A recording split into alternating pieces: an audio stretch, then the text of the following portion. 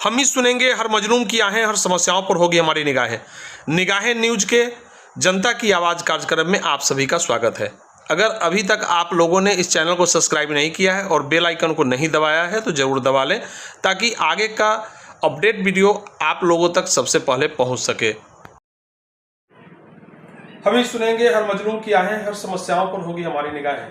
आज हमारे निगाहें के जनता की आवाज़ में आज हमारे बीच एक बहुत ही प्रसिद्ध हमारे समाज सेवी और हमारे पुराने शिक्षक क्षेत्र से आते हैं और जो काफ़ी अपने आप में सो एक चर्चित व्यक्ति हैं, चाणक्यपुरी मोहल्ला से नर्मदेश्वर प्रसाद रंजन जी, जिनसे आज मैं बात करूंगा मोहल्ला के बहुत सारे विशेष बातों पर।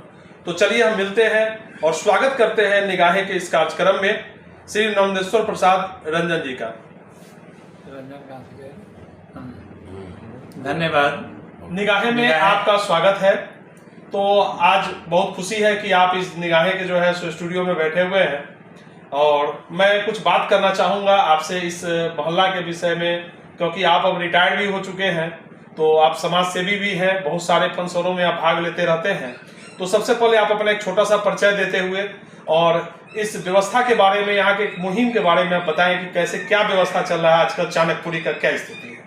बहुत बहुत धन्यवाद निगाहें के पूरे कार्यकर्ता लोग, आपने मुझे मौका दिया अपने ऑफिस में आकर के इंटरव्यू देने का, इसके लिए धन्यवाद एक बार।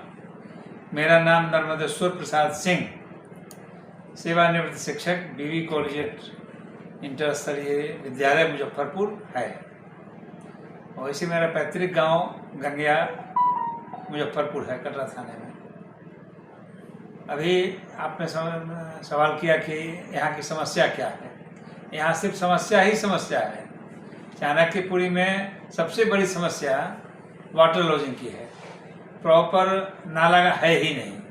सारे दबंग लोग जो सड़क किनारे हैं उसको कब्जा करके अपना आशियाना बना लिए हुए हैं। सरकार भी सुस्त है, पस्त है। मैंने कई बार सूचना के अधिकार के साथ भी आग्रह किया, कोई सुनवाई नहीं है जिला प्रशासन के तरफ से। तो एक तो कि पानी का जल जमाव कहीं भी हम लोग नहीं निकल पाते हैं। संजोग है कि बांध नज़दीक पड़ता है, उसको करके शहर आना जाना होता है या जहाँ कहीं भी जाना होता है, वही एकमात्र सहारा गंडक नदी पर बना हुआ बांध है। और इसे मोहल्ले में एक दूसरे के घर में भी हम नहीं जा पाते हैं। वाटर लॉजिंग की समस्या है। स्थानीय विधायक से भी कहा, कोई सुनवाई नहीं करते। अभी हमको कोई पुण्य नहीं है। मुखिया से कहते हैं हाँ अक्टूबर में आएगा, उसके बाद होगा। यही तो आश्वासन सिर्फ मिलता है। वस्तुगत सच्चाई यही है कि न बिजली है, न पानी है। ऐसा न जल के का प्रयोग किया है कि सबका पानी फूटा हुआ बहता है, वो भी एडिशनल पानी जमता है, रोड पर खिंचकाच हो जाता है। सब बिजली की स्थिति यही है कि कई जो मेन रोड से रोड है लिंक, उसमें वो केबल वाले तार से कनेक्शन नहीं दिया है। वो लोग बांस पल्ला पर टांग कर चलाते हैं दूर दूर के पुल से। पर इसमें तो आपका एक अहम भूमिका माना जाता है, क्योंकि इस चुनाव में चाणक्यपुरी के चुनाव में चुनावी रणनीतिकार में आपका नाम आता है और इस बार भी आपने काफी अच्छा रणनीति बनाया था और आपका वो रणनीति सफल भी रहा जैसा माना जाता है। तो क्या आपका मुखिया के साथ अभी आज के डेट में कैसा सो बर्ताव है, कैसी परिभाषा है, उसके साथ क्या विचारधारा है, जरा आप बताने का कष्ट करें। हाँ ठीक है, ये सही है कि लोगों का भरोसा मेरे ऊपर है। लोग विश्वास करते हैं कि ये प्रबुद्ध लोग हैं, ये जो राह देंगे वो राह सही होगा। मैंने आश्वासन दिया कि जातीय गणित के आधार पर ही चुनाव हो पाता है। तो जातीय संरचना जो है इस पंचायत की, 12 जगन्नाथ इस पंचायत का नाम है, इसमें मुस्लिम आबादी और यादव आबादी लगभग बराबर बराबर की स्थिति में है। और हम लोग तो क्या कहते हैं, दही में जोरन जैसी स्थिति भूमिहार राजपूत ब्राह्मण या लाला जी की है।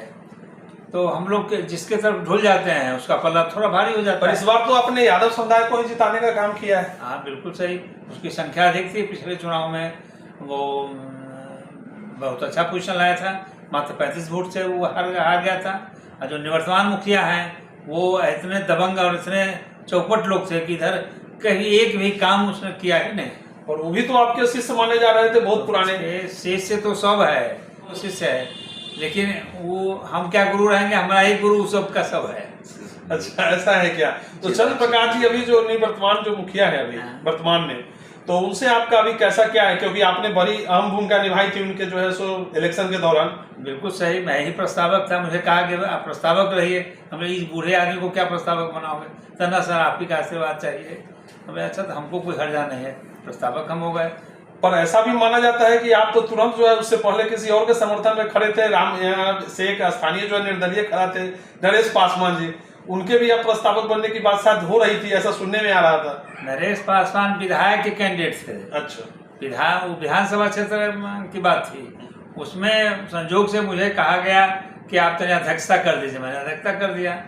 जो परिस्थिति बन रही थी, जो समीकरण बन रहा था, उसमें अमर पासवान को समर्थन देना सामयिक आवश्यकता थी, इसलिए हमने उसका साथ। पर ऐसा माना जाता है कि आप एक अच्छे रणनीतिकार तो जरूर हैं, चाणक्य के हिसाब में अगर माना जाए तो आप सबसे जो है सो उम्रदराज और माने जाते हैं, अनुभवी लोग, इसलिए लोग आपको ढूंढते भी हैं और आपका कुछ मार्ग जो है सो सफल भी रहा है।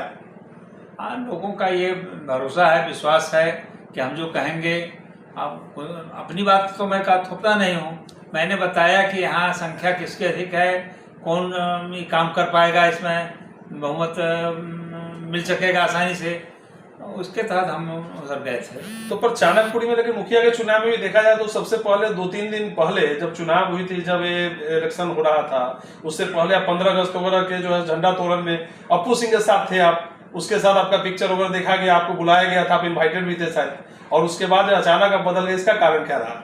नहीं, अप्पू सिंह के पास में जनाधार कुछ नहीं था। अप्पू सिंह ऐसा ही है कि वो बुलाया और झंडोत्तोलन में मैं गया भी, शुभकामना भी हमने व्यक्त कर दी, लेकिन जो वस्तुगत सच्चाई स्थिति परिस्थिति थी वो भूमिहार राजपूत के पक्ष में यह पंचायत कभी नहीं हो सकता है, क्योंकि अभी भी हमारी राजनीति ऐसा सुंदर शब्द कलंकित है जातीय आवरण से। लेकिन जब तक ये देखा जाए कि चाणक्यपुरी मोहल्ला लगभग पूरा न्यू मोहल्ला है और इसमें सभी अलग अलग समुदाय के लोग अलग अलग जगह से आकर के बसे हुए हैं, सभी लोग नए हैं, तो फिर यहाँ लोकल राजनीति, लोकल जातीयकरण का क्या महत्व रह जाता है?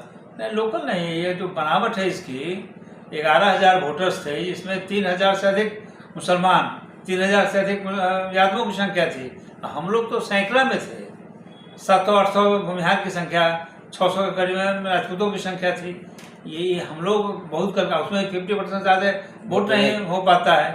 तो हमने गन्ना को बड़ी अच्छी बहुत गहन अध्ययन करने के बाद सोचा कि मुसलमानों कोई बढ़िया कैंडिडेट नहीं है, बेहतर है कि यादव को ही दे देगा, वो भी अच्छा लड़का था, पिछली बार बढ़िया रेस में आया था, पिछली बार ही वो कहा था, उस समय हम राजपूत में कैंडिडेट को खड़ा किए हुए थे, उसको वोट आया ही नहीं।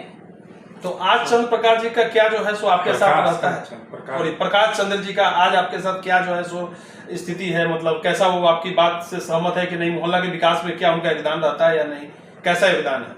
नहीं, जो भी कार्य योजना बनती है हमसे आके राय करता है, इसमें तारीफ के काबिल है, और आगे की योजना सब में भी हमसे राय लेके करता है। मैंने कुछ योजना के बारे में उसे आग्रह किया है, उसने कहा कि जो आपका आदेश होगा वही किया जाएगा। तो फिर चाणक्यपुरी में जल जमाव और ये सब जो समस्याएं हैं, क्या उसमें उसका कोई योगदान नहीं हो रहा? हाँ, बिल्कुल, उसने कहा है कि हम नाले का निर्माण करेंगे, जैसे ही फंड आता है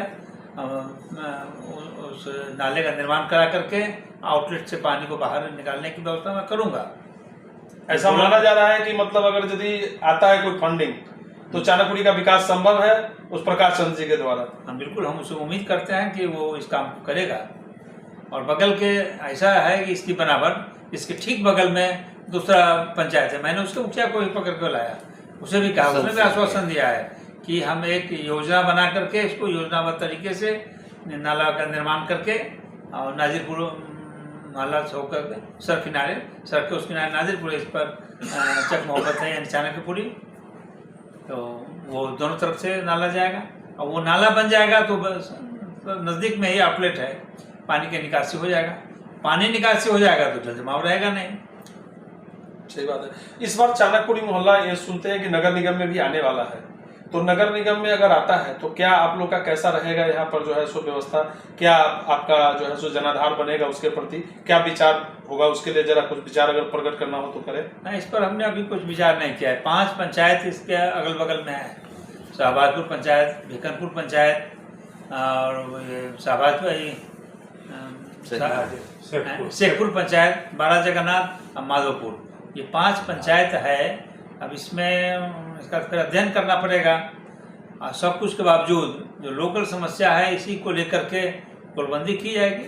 कोई नया मतलब ऐसा लगता है कि एक नया जो है समीकरण तैयार हो पाएगा अगर नगर निगम आता है तो, और यहाँ जो है चाणक्यपुरी का विकास संभव है।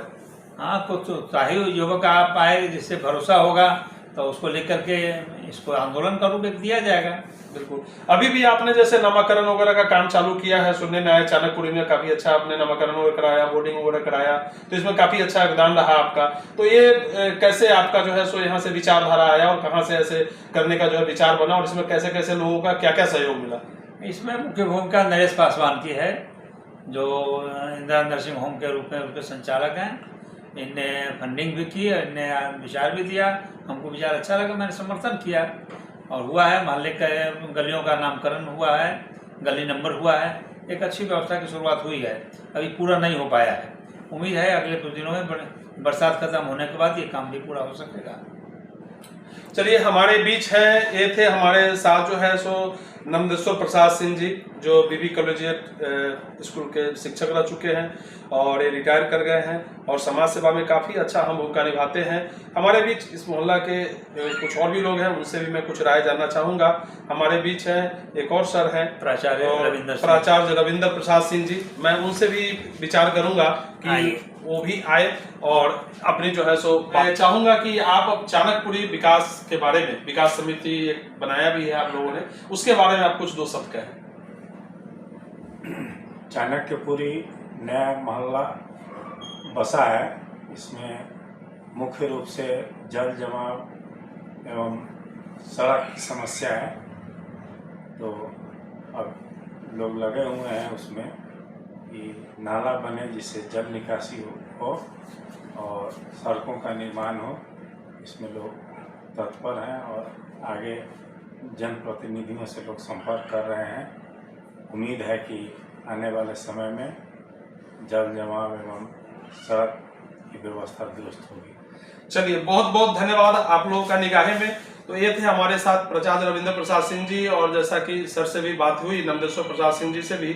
तो इसी तरह हम फिर आपसे रूबरू होते रहेंगे, आप लोग एक नए वीडियो मिलेंगे। तब तक के लिए जय हिंद, जय भारत, जय निगाहें।